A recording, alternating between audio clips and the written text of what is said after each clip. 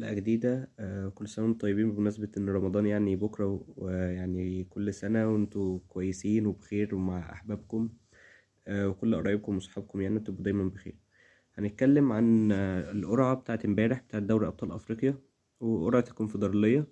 هنتكلم قرعة دوري أبطال أفريقيا اللي هي بقت حاجة معتادة وبقت حاجة روتينية إنك تلاقي الأهلي يعني هيلعب صن داونز. يعني هو السنة دي الأهلي مش هيلعبهم في ربع النهائي، بس هو نفس التكرار بتاع السنة اللي فاتت، اللي هو الأهلي لو عدى الترجي وصن داونز عدى الاستاد، اسمه ايه الملعب، استاد مالي ولا الملعب المالي تقريبا، هيلعبوا بعض في نص النهائي.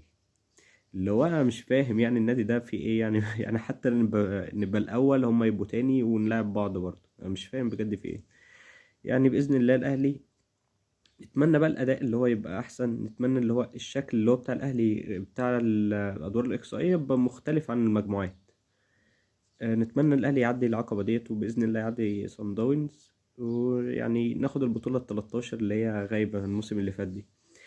نيجي بقى لقرعه اللي بيراميدز برضه هيلاعب الجيش الملكي. ماتش انا شايف ان بيراميدز يعني اللي هو ممكن اللي هو يعني بنسبة كبيرة هيقدر يعدي الجيش الملكي. بيراميدز الفترة الحالية يعني فرقة قوية، فرقة يعني ايه كويسة.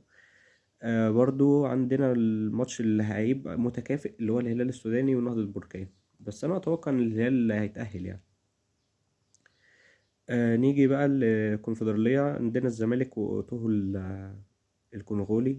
يعني هو الزمالك يعني على الورق او بنسبة كبيرة هو اللي هيتأهل من المجموعة دي، من قصدي من الماتشين دول يعني.